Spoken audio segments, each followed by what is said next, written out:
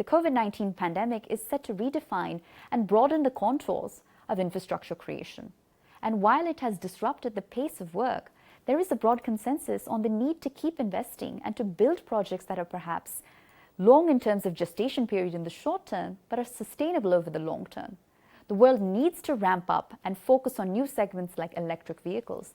But likewise, the government must respond via financial incentives and political clarity for that vision to materialize. So next we bring you a panel discussion on this very topic. Our speakers include Cedrik, Neike, member of the governing board, Siemens AG; Janardhan Ramanajulu, Vice President, Regional Head, Saudi Arabia BASIC; Renato de Castro, Smart City Expert; and to moderate the conversation, Sudhir Singh, Editor, ET Energy World. And I can't help start this discussion and by talking about the funding or the financing side of things. That's a major challenge that infrastructure projects generally face. So, for example, the governor of the central bank in India, yesterday he gave a speech, and that speech is on the front page of all the major financial dailies today, where he's talking about how banks are not going to be, we should not look at banks, large banks, as funding agencies for infrastructure projects going forward, because they're already saddled with so much of, stressed assets are there. There are NPAs they're dealing with. There have to be innovative ways of financing. So can we start that discussion on that note, where you can tell us what should be the top 2 or 3 key priority areas when we think about sitting today in the middle of this entire pandemic, when we today sit and think about the future of infrastructure for the world globally? So you have to go a step back, and we need to look at the fundamental problem we have with infrastructure worldwide. Infrastructure worldwide actually is not very smart. It's not very capable to understand what happens. And if you want to build an industry 4.0, you need an infrastructure 4.0. Now, the pandemic is going to accelerate this in parts of the world, right? There's billions and billions of funds which are made available in the US, in Europe, to basically develop this infrastructure and make it smart and sort of redevelop it. So there will be a lot of public money which actually flows to be able to create something which is going to be sort of market-beating infrastructure. Now, the question for India is without a smart infrastructure, India cannot build a smart industry. So there needs to be certain new ways of financing and investing in it. And it might be in the public-private partnership area where something like this happens. Because you see, if you're putting more of the money into the infrastructure and make it smart, you can actually utilize it and capitalize it in a much better way than you did before, because you can look at lifespans, you can look at sort of utilization capabilities. So my take is we have to invest worldwide in infrastructure, and it will happen. Parts of the world will have huge amount of money which they dedicate to this. The other parts of the world need to be very clever on how to find the money to be able to compete in this world where you need a smart infrastructure 4.0 to build sort of an industry 4.0 on top of it. So, Cedrik, when you say smart infrastructure, let me ask that very basic question. What exactly is smart infrastructure? What are the top, let's say, 3 attributes of smart infrastructure? If you can help us understand that, maybe with some examples from different industries, or let's say smart cities, for example. I'll give you 3 examples. The first one is buildings. At the moment, you and me, everyone here, spends 90% of their lives in buildings, right? So you want to be safe, you want to be comfortable, but you also want to have the right footprint, carbon footprint and energy footprint. Somebody in Delhi uses 20 times less resources than somebody in New York, right? So that's good. Now the question is, if you wanted to raise the standard of living of a building, 40% of all energy worldwide and resources go into building, but nearly half of it is being wasted. So you need to make the building all sensing, so it switches only the lights on when you're going in. It only sort of turns on the HVAC when you, or the temperature when you need to be there. It starts to really sort of adapt to you and your needs. So that's one example of an infrastructure where you can save huge amount of energy, which is being wasted at the moment. The second one is an energy grid. Germany, as an example, we used to have 1,000 power plants in 1990, and 4 mathematicians which calculated how much energy you needed to distribute. We now have 2 million power producers in Germany, solar mainly. So this is a very different network in which you need to optimize on how you use this energy. It's more than 1.5 billion euros of energy is being wasted because it's being produced green, but it's not being distributed to where you need to go.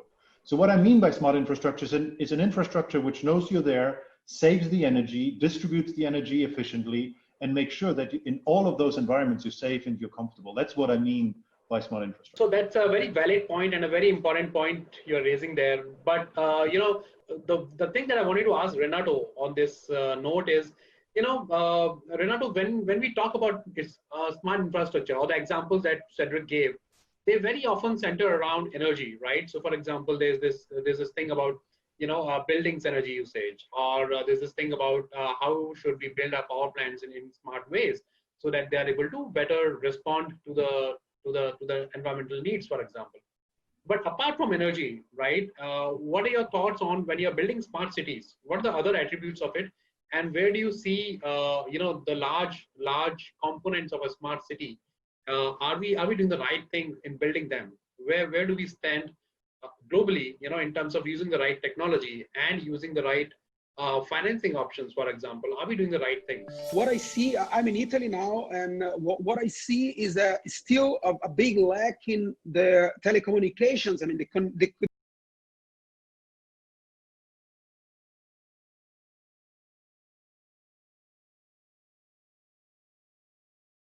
center, the ground zero in Italy. And the first thing that we started seeing was governments started to understand that the infrastructure was not enough to manage the whole situation. So during the pandemic, we are not allowed to go out on the streets. Cars were not allowed to be there. And we had some vehicles with preferences, and the preference one was for ambulances and also for connectivity vehicles, the cars or the trucks that belongs to the telecom companies. And so to keep the communications on were very important. So what I see now is that I still, at least here in Europe, I see that we're going to have a lot of public investments in infrastructure. Is the way to put somehow money into the market, to make the market still moving. But the discussions maybe are still a little bit more political than practical. So in Italy, for example, we had the collapse of the bridge 2 years ago. The Genoa bridge is just to be launched now, the new one. They finished, they are just doing the final tests. And it was really a huge investment, and quite, they are already talking here about the Genoa model without bureaucracy, very fast and very efficient. But again, I mean, they are discussing about renewing the whole infrastructure from the 70s. It's a need. We have a very outdated infrastructure, mainly here in Italy, but these will not bring us to solve the problems of the present and the future. So, but of course, it's much more political oriented and positive to talk about physical infrastructure that people can see, tangible, like roads and bridges, harder than, underground infrastructure, fiber and connectivity. We have this big topic now about antennas and 5Gs, good or not good. So yeah, I think that we should focus now to use this moment of recovering to really bring us to the infrastructure that we need to build this future. And yeah, without smart infrastructure, we definitely cannot have smart cities. But I think the big word now will not be smartness anymore, but resilience. What can we do and where should we invest to bring resilience to the cities? Okay, so resilience is a very important topic, no doubt about it. So to sum up, what Renato is basically saying, he's saying three things. He's basically saying most of the infrastructure is really, it belongs to the whole world. The debate is very political. It's done at a very political level. Cedrik also touched upon the point of old age infrastructure, but he's also emphasizing upon the point of having really good communication methods for modern infrastructure to build. Now, I want to ask you, JR. You have been listening to that entire conversation and smiling. So, two things I want to ask from you. First of all, what are your initial thoughts on this entire debate? Right? We have talked about the issue of age. We have talked about how do you look at this entire debate, whether it's more practical or more political or things like that. Cedrik has already talked about the need to have smart infrastructure, and he went on to define it also. How do you look at this debate? And secondly, particularly from your own industry point of view, where does the chemicals industry stand, for example, when it comes to the environment side or let's say the sustainability side of things or decarbonization side of things? the agenda or the topic is concerned. Yeah. Thank you, Sudhir. Thank you, Cedrik, and thank you, Renato. So I want to take 2-3 steps behind, because I've heard one of Renato's speech, development needs to be human-centric. I like that very much, Renato. So just to give you an example from India, typically the world is judging development by urbanization. And China has 16 cities over 10 million population, and India has 3.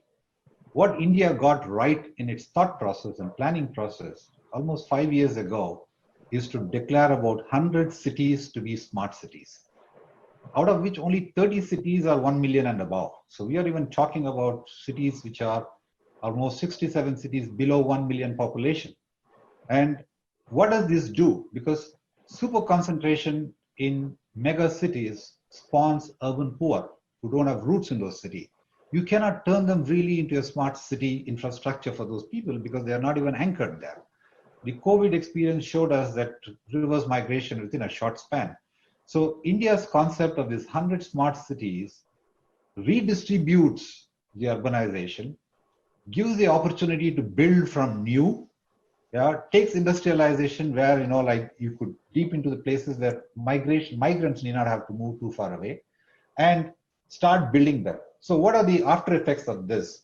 So we are not started spending that much on the smart cities, but if you take a very close look on what are the projects these smart cities in India are working. So we have taken about 100 cities as an example from India, from basically livable cities to turn them into nice cities. So those projects are basically building lakes, rainwater harvesting, basic bridges. And so this is basically turning it into nice parks. For instance, like we never thought of spending money on parks 20 years ago in India. Now we start to spend that. And what's the next phase? You will find only about 10-20% of the money is towards the digital infrastructure towards the cities. But I think that's an evolution. So we have to take those new cities, redesign them from the scratch, take them from basic necessities to nice cities to smart cities. I think this is a journey. So your question about how to fund it, I think infrastructure itself is a massive Indian elephant, and it needs to be fed a lot. So the returns are only in long term. So this has to be a government-driven approach, because more or less for business infrastructure, business to spend on infrastructure, they need returns within 10 to 15 years, which probably highways would do, but not many other infrastructure. So coming back to the point of the smart cities of India, 23 cities are building metro stations, trains today, train connectivity in 23 cities. Out of them, 12 already have, but they're expanding another 10, 20. So we have 81 airports. So the government has infused a concept of, like economic flying to these 81 airports, redistributing this super concentration of urbanization. So I believe the success, the path India is taking on redistributing into 100 smart cities, deconcentrating these mega 3 cities in some ways, which has happened due to COVID, is going to be a great starting point for us. But I must admit, like conceptually, we are always very good. In execution, we are not that so good. So I'm sure that we will get there sooner than later.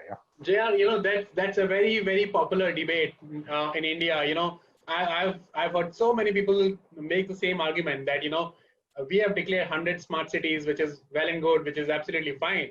But then if you look at the kind of work we are doing there, it's very, very basic, right? And so people go on to the extent of saying that, if you're building a road or parks, how is that smart city, right? That doesn't make a smart city. So until you start really investing time and effort and other resources in building that really modern, systems, it's going to be, it's a long road to that ambition. Let me give you one example on, because we are talking about digital connection to the infrastructure base.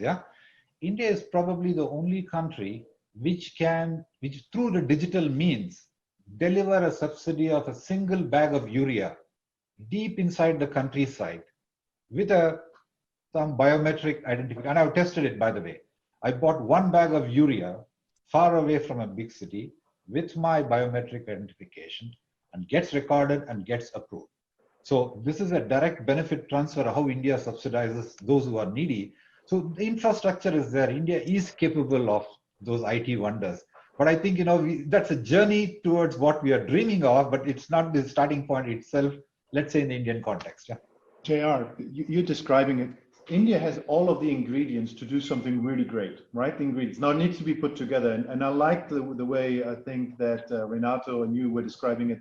Let's not call it a smart city, but a human-centric city. So the idea is that you put the human at the center of the experience. And what you then do is you're taking all this technology, which India has proven that it can do, right? I mean, I think India is using 4 to 5 times more data bandwidth, mobile data bandwidth, than anywhere else in the world. I mean, this is pretty impressive, right?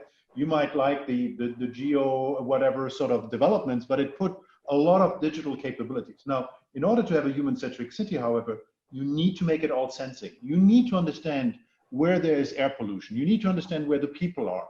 You need to have these data to be able to optimize. And I'll give you an example. The biggest problem we have with all these metros and train, during a pandemic, you don't want everybody to take a metro. You don't. You want to make sure that people are safely apart. When the pandemic is gone, you want everybody back to optimize sort of this traffic. So I think that there's 3 steps. The first, you need to put the human person at the center of this experience. Second, you need to make it all sensing so you understand what the human needs. And then you need to make it adaptable and resilient to be able to react to it. You need to make it an adaptable city, which means that there's air pollution, less cars, right? I mean, I don't know if you know, I'm in Berlin at the moment. Berlin used to be the 2nd biggest city in the beginning of the 19th century.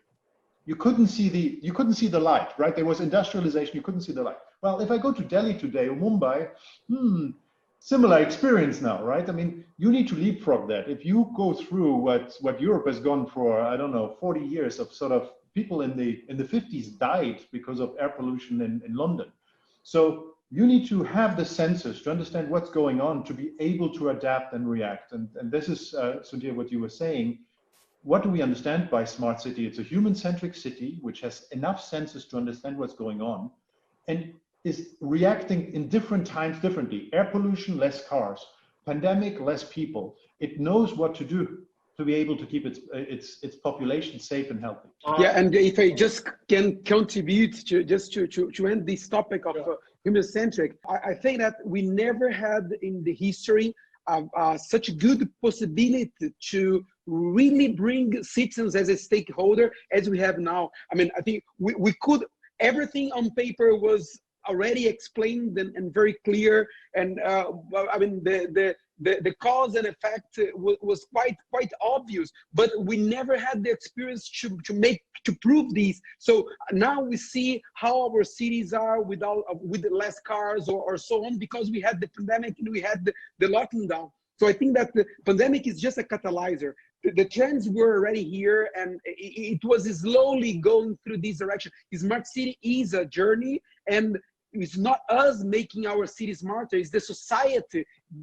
going through a new way to react together. So I think that we have exactly this fantastic, perfect storm now to really bring citizens as a stakeholder and put citizens on the table on this discussion, because at the end of the day, we are all citizens, right? I mean, we are using different hats as a mayor or a businessman or a professor or whatever, but we are born citizens and we are going to die citizens, So I really think, I mean, this talk was very theoretical, I don't know, 6 months ago, and I've been talking a lot about this, but now I really see that people start understanding that it makes sense. And I think citizens got this power of making, I mean, we saw so many nice projects happening during the pandemic, coming from the society. It was not government, people were not waiting for the response, because everybody was lost in a war.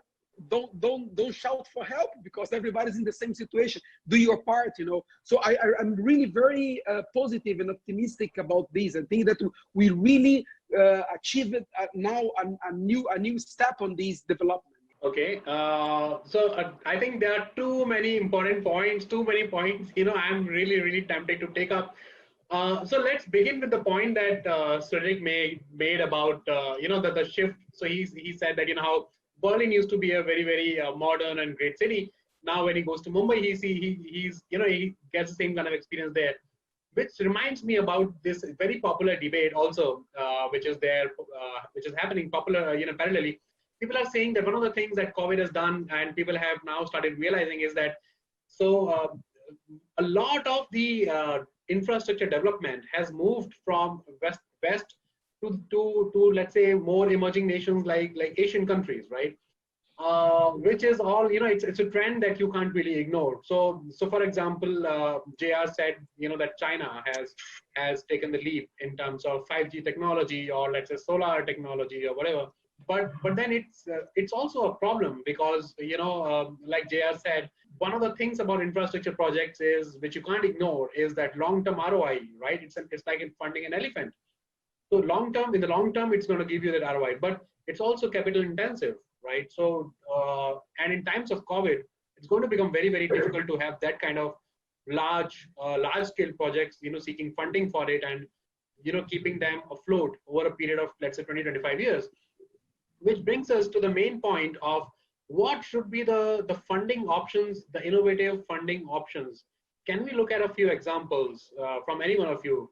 Can you give me some examples of projects which have gone through that cycle of innovative financing, right? Which would have happened and would have delivered results in any industry, in any infrastructure industry? Well, I can start with a very nice example I saw maybe 4 years ago in Singapore about solar energy production and distribution. They started the first open market for solar energy selling. The point is that a lot of Singaporeans wanted to go into clean energy and less footprint.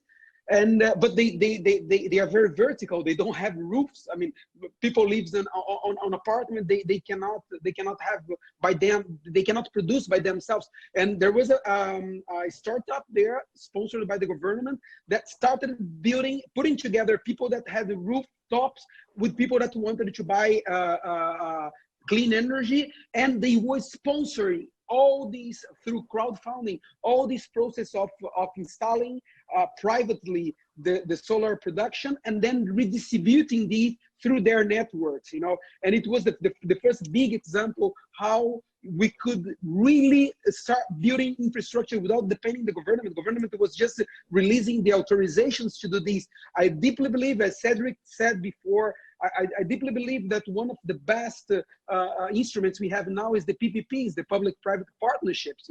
Brazil, for example, also all the renewing, the modernization of the public lighting is being done through the PPPs. It's a very, very big market for PPPs. Government's not putting so much money on it, but it's regulating well these markets. So Cedrik, please go on. Yeah. Sorry, JR, I didn't want to interrupt you, but the main idea here is, look, you talked about China. China has been so successful, it basically manufactures for the world.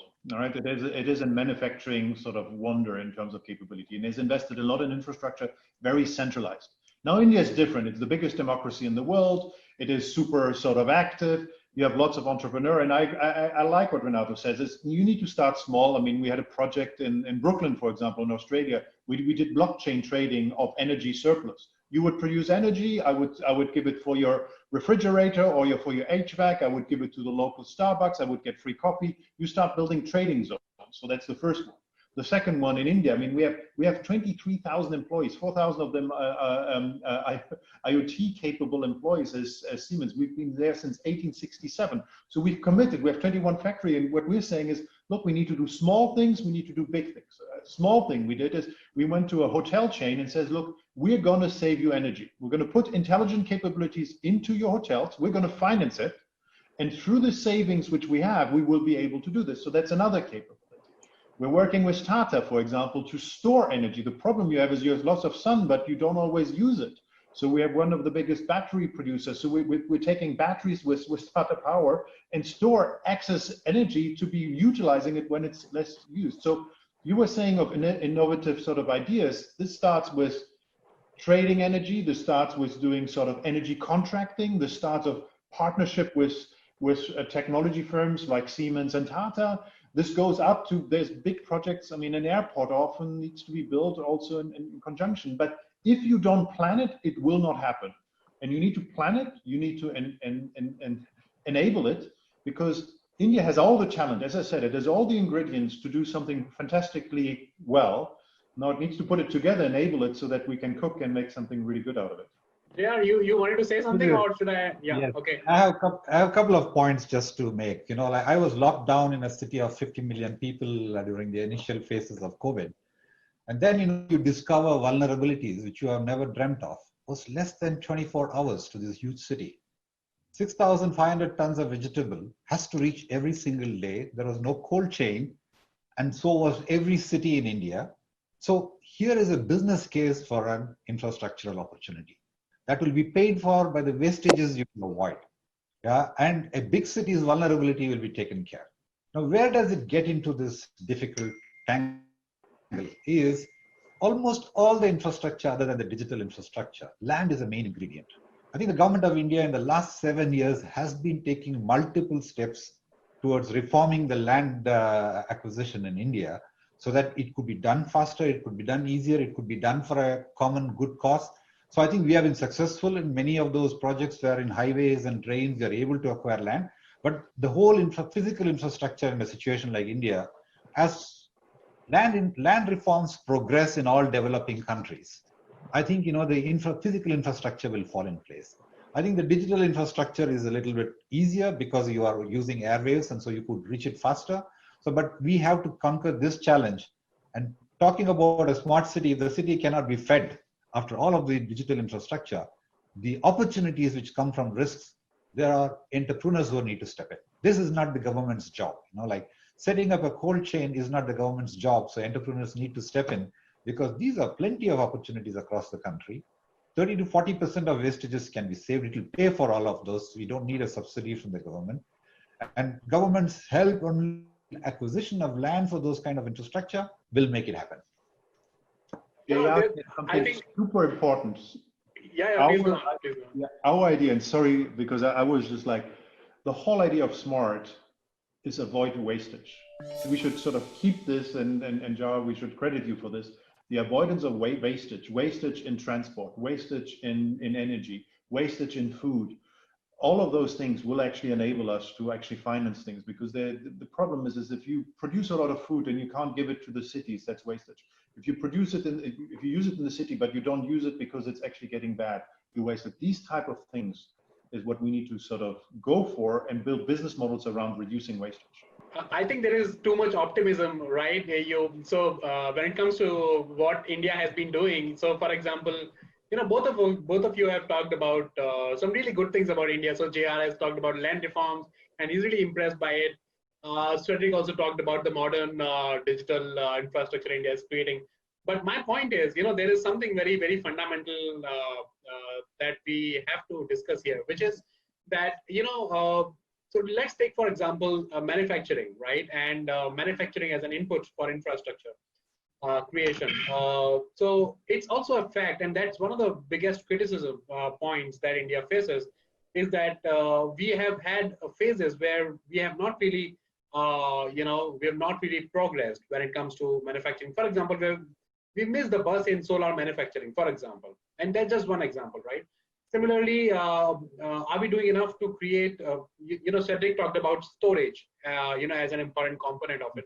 Are we doing enough to create the modern manufacturing infrastructure that is required for battery storage, for example, right? So these are things that we have to understand and talk about. But I think I will take Renato's view also on this in terms of how does he look at different geographies in terms of their level of progress in dealing with the basic ingredients of infrastructure when it comes to smart cities, for example. Okay, well, I had the opportunity to be in India already twice for mentoring startups for the Make in India. It's a very nice event we have every year there. I was cooperating with the IIT on these, and I saw a lot of nice ideas and nice projects. But maybe I still see a little bit on this panel, I think. Yeah, but maybe I still see a little bit. It's good to see so many optimists, sitting in one panel. I mean, it's very heartening to see that, yeah.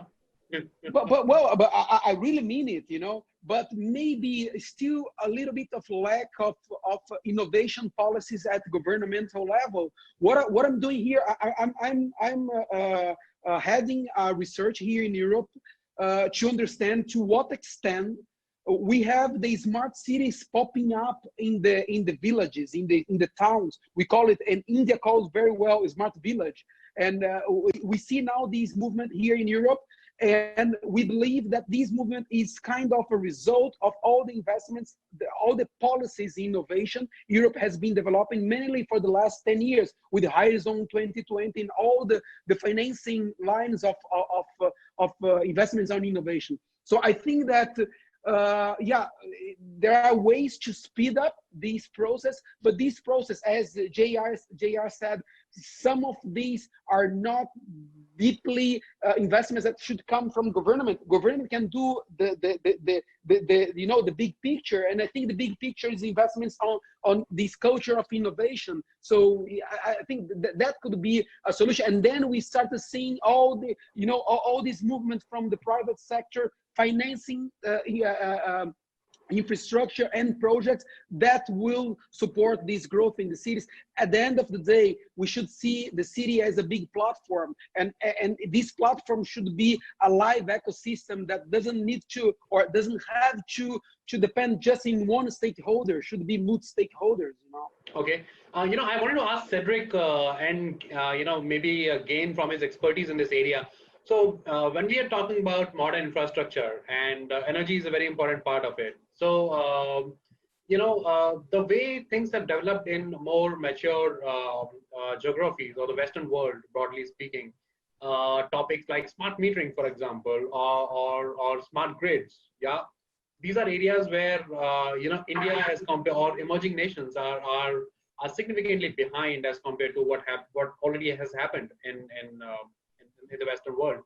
What are the key learnings that we have? What are the top 3 things that we have to keep in mind, right? So for example, smart metering is one such very important topic, and India is just embarking upon it, right? And a lot of that work has already happened in Europe. So what are the top 3 learnings that a country like India can have when it comes to smart metering or deploying smart grids as a solution for modern digital infrastructure? I'll go from top to bottom. The first one is that renewables will win over the long term. Absolutely will, because you invested them at the beginning, but their running costs are going to reduce, right? And we will produce e-fuels, we will produce hydrogen, but that's the first one. The second one, we will move away from centralized to decentralized energy systems. And we will move to not a systems. You need to understand that an electrical system in the past used to be central and you were a load on the system. Now these loads start trading. So this goes from renewables win, the networks will be decentralized.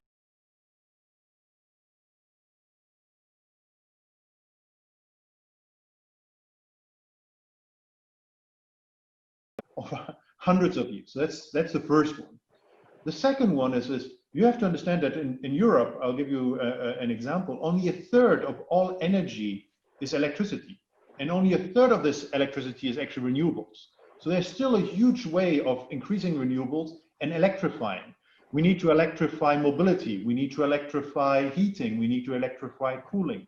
So that's the second biggest thing. So what I believe in, you asked me, is we will see a much more decentralized energy system. We will see a much more electrical energy system, and it will be much more, if you want, digitalized, because I need to start trading.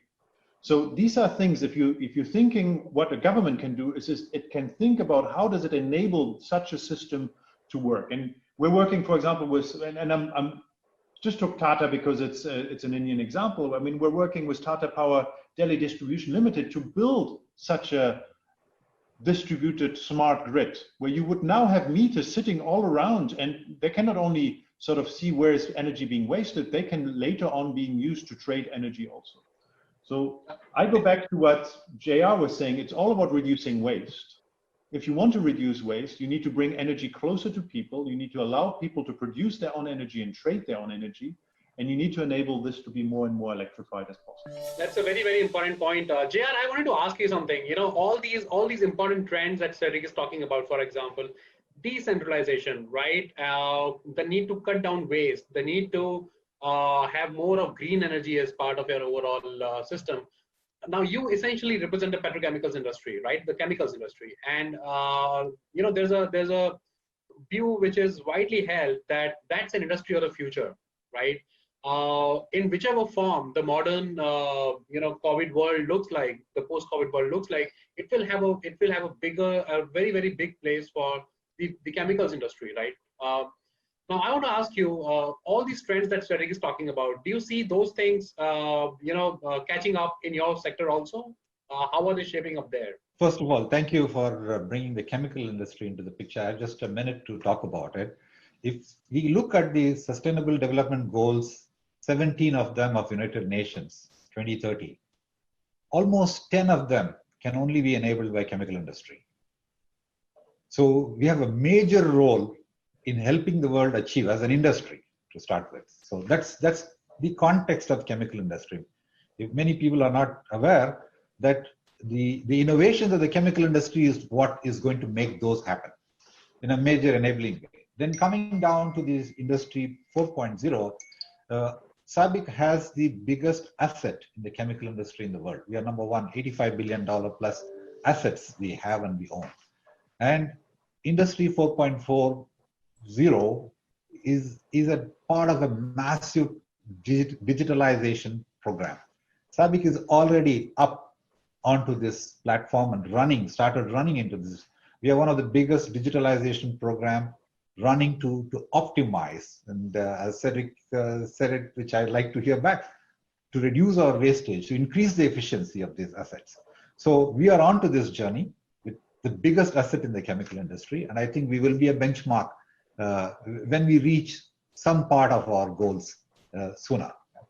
So I think the industry 4.0 would also have to be viewed from an efficiency increase into the entire manufacturing to the consumer chain. This augurs well for, of course, from the carbon footprint of the manufacturing, but it also means that do we really need all those capacities in a linear way like we were thinking before? I want to bring in this particular aspect which Europe is leading in their philosophy and thinking is that the part of circular economy. So far, like whatever has served us in the last 100 years was a linear economy, take, consume, and dispose. I think the concept of circular economy, of whatever resources we could circulate, is this something which will come in, cut a lot of wastages, keep the carbon footprint of the world much lower level, make it sustainable for the next few hundred years. We're not talking about next 5 to 10 years. I think we should thank Europe for leading that, and I think like we have a good carbon print for the rest of the world to adopt from Europe. And SABIC is again one of those people who have initiated actually some investments in this. For instance, we have a completely chemical recycling of plastic waste. This is our participation and investment, and this is now being used from brands. But on the other hand, the entire industry needs to come together. There is a platform called Alliance to End Plastic Waste.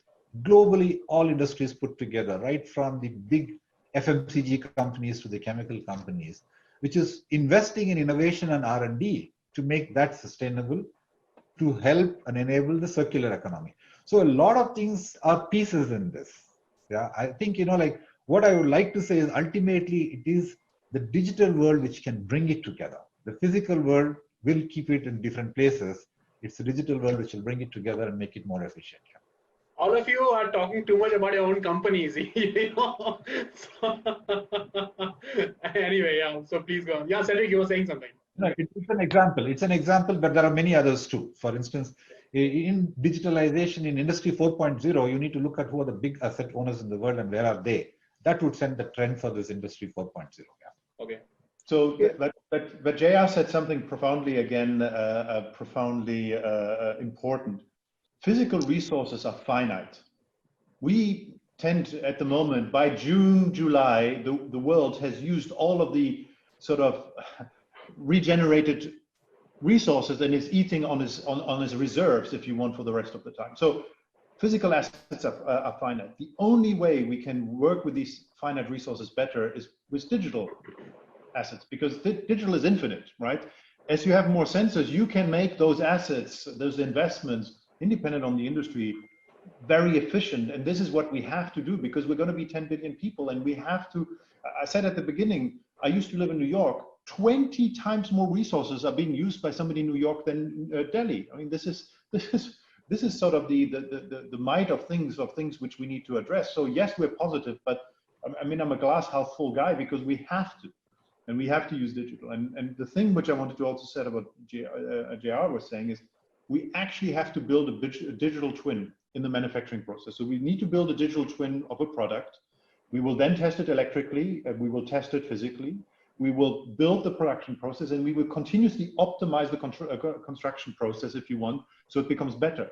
We will build a digital twin of a city, and we will run this to be able to actually simulate what could happen to be able to do it. So that's what I mean by, when I think, JR, what you said is, we have those limited physical resources. We need to use now our digital capabilities to make the most out of those resources to reduce the waste. And the digital twin idea of a city, of a building, of a process plant, perhaps even of a human being. This is my brain in the background. This is a twin of where it is. These are the things which we need to do to actually be more efficient and not waste resources. That's again a very, very important point, Cedrik. Renato, I wanted to ask you something. You use two words which are very, very important on any infrastructure debate, right? First is resilience, and the other one is PPP, right? You said that PPP is, so Europe, for example, has had some good experience with PPP, but globally and in India also, right? The entire debate surrounding PPP is not always very, very positive, right? There are examples which are given of PPP, large PPP projects, which may not have, delivered to the extent they were expected to. So that's one thing that I wanted to ask you. If not PPP, what exactly are the other options that we have, right? And secondly, the point about resilience, that's a very important point. Can you help us understand what basically that means, and how can we create infrastructure for tomorrow which is more resilient in terms of, it's from every point of view, right? From the point of view of raising it, from the point of view of what we are getting out of it. So on these 2 points, if you could help us, understand the basics. Okay, so first about the PPPs. Well, we have developed a very let's say complex frame or legal frame for PPPs that has been used as benchmarking around the world. The main concept behind it, and not talking legally about it, but is that you put it together, private and public sector. And so maybe what I see for the future is that we need to rethink the way you're doing the PPPs to make it more sustainable in long terms. I have participated in a big tender in Abu Dhabi, in the Emirates, for the public lighting of Abu Dhabi. And one very interesting thing that we saw in the PPP rules there is that the consortium that was offering the solution should be able to offer an update of the solution every 5 years, following the trends of technology. This was crazy to think, because to bring economical sustainability on it, it was very complicated, because we don't know what is the next. I mean, we can guess, but we don't know exactly what will be the next big disruption in this field, from wireless transmission to whatever can happen, we don't know. But there, the government was already asking for this kind of commitment from the contractor, is that, well, you should keep updated the whole system. So this is some way, of course, there they can pay, and the contract was also saying this. I mean, we are as government, we don't say that we want you to grant this without get paid for this. We are going to pay you, but we don't want to fix a 20 years term that is not flexible to follow with technology. Technology changes very fast. So I think that this flexibility that we find, or we should find in the legal contracts, will be the next trend. And secondly, there are very, very nice projects in the Netherlands. They call it the 4 Ps, first people, public, private partnership. So they are now bringing also citizens inside this process.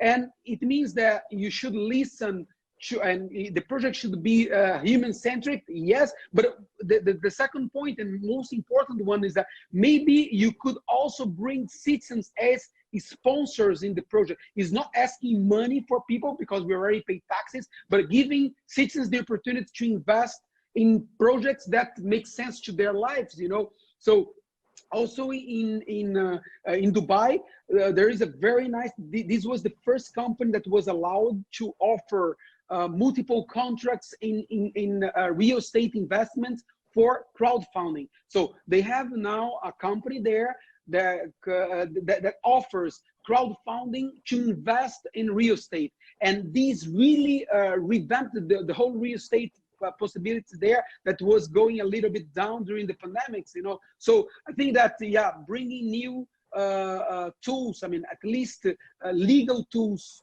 to allow different ways to finance projects can be a very good solution. Yeah, so I see it's a very interesting debate, and the topics we are talking about, we can just go on. And particularly with a panel like this, which is so frank and so with that level of depth of understanding, we can go on, no doubt, and I would really love to, but then time is finite here. Let me try and close this discussion by asking all of you, all three of you, let's say giving all three of you an opportunity to give your closing comments, a short comment on which sums up your overall view on this topic, right? What should modern smart infrastructure look like in a post-COVID world? What would it look like? And let's begin with Cedrik. So I have three things. I like to say three things. I mean, the first one is there's a paradigm shift which has been accelerated through the pandemic. The whole thing Renato said early on is actually the focus on infrastructure and the focus on digitalized human-centric infrastructure is being accelerated through the pandemic because we see the importance it has. If you live in Delhi and you don't have access to fresh food, you need to do this. So that's point number one. The second point is that, look, infrastructure is just a base. It's a base for us to have the living. We talked about Industry 4.0. Without Industry 4.0 cannot exist without infrastructure 4.0. So we need to invest in it. We need to invest in it as companies. We need to invest in it as citizens. We need to invest in it as governments. But we need to be, as also Renato said, we need to be creative on how we can actually make that happen. So that's my second point. And the third point, the only way we're going to make it happen is by making it all sensing, by digitalizing the infrastructure we have, building a digital twin. And JR said this is going to happen to the chemical industry, this is going to happen to buildings, this is going to happen to cities or even villages. But as we bring this together, we can actually reduce wastage, and that's what we need to do. So pandemic has accelerated it. It is the basis for sort of manufacturing a better living, if you want. And we can only do it by putting digital and sensing technology and really building a digital twin of everything we do. Okay. JR, your turn. So I would like to say that the overall infrastructure, anyway, the goals are set by the United Nations Sustainable Development Goals. The pandemic has changed few things. You know, some learnings from the pandemic, for instance, digitalization will accelerate. Yeah, there will be a deconcentration, there will be a decentralization, be it in the power industry or even in human development. Cities development will have to now deconcentrate. So I think what would be needed is a little bit of fine tuning. For instance, even a building, for example, the elevator capacity in buildings are not enough with social distancing anywhere in the world. So how it will be redesigned in future is all those adjustments which will take place, but keeping the goal of all of them being sustainable and human-centric, which is my favorite word from Renato. I keep repeating it. Yeah. Okay, so Renato, everybody is quoting you and your human-centric comment. So how would you respond to this entire debate? Yeah. Okay, and I will finish also with the resilience that I didn't comment in the last answer. I believe that there are 5 pillars to build smart cities. It was in the past, it is now, and it will be more and more about technology, but technology is just a driver. Human-centric, it's very important. And then the main objective of a smart city is quality of life. So we should focus in the quality of life in our cities. All of these can be really, really empowered with what we call new economies. So yeah, JR said about the circular economy, very important. We have creative economy, innovation, and so on. And the sharing economy is the way that society can bring also contribution for this process. And the last one, everything should bring us to resilience. And then when you ask what's the definition of resilience, 1 month ago I was in another event there in India, online in India, and they asked me what I think that it will change in the definition of a smart city with the pandemic, with the post-pandemic world. And I said, look, I always had, I'm quoting since 2016, a definition that is a romanticized definition of a smart city that makes sense to the citizens. That is, smart cities are places that everything seems to be conspiring to make your life better. And I think that this definition is really, really good because it doesn't change anything. And this is the definition of resilience. Even the citizens doesn't need to realize what technology we are applying in the back of a smart city, but they must understand that everything conspires to make their lives better. And it doesn't matter if you are in a pandemic or if you are in a good moment. So I think that this is the same sense of infrastructure. We should see infrastructure investment in a way that we can perceive it in our lives. That makes sense. You know, we should bring all the new resources and technology and theories on it, but makes sense to everyone. Otherwise, it's just putting money in the wind. I mean, it makes no sense. So yeah, I think that this is my wrap up. Thanks, Renato. Like I said, it's a very, very interesting debate, and we can go on and on. But let me try and close it by saying that we have touched upon a lot of really important topics, and a lot of really important key takeaways are there, at least for me. So we began by understanding what really smart infrastructure is, what does it really mean, and how we believe that the modern post-COVID world will build its basic infrastructure, which is smart infrastructure, which is also human-centric, like what Renato said. Infrastructure which basically is also going to be to a very large extent driven by renewables, like Cedrik said, and decentralized also. But then the most important point, I think, was about how there's a need to use digitalization and use of data to ensure that that resource equity is there, which Cedrik pointed out. How a person sitting in New York uses let's say 20 times more energy than a person sitting in Delhi. That's a very important point, and that's a point not to be missed. So a lot of optimism there, a lot of positive vibes there. But then, of course, there are issues which have to be dealt with. We need to have innovation in our funding mechanisms. We've talked about PPP and its alternatives available. We have talked about how there's also a need to, at some level, look at the entire subject as slightly apolitical, right? To build a modern base for a modern world. So I think it was absolutely fantastic to have this nice discussion with all three of you. Thanks for your time. Thanks for joining us and taking your time to to throw light on some of these really, really important topics. I think that's all. Thanks. Thank you.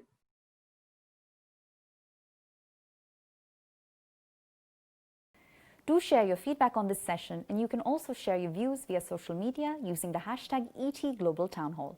See you on the other side.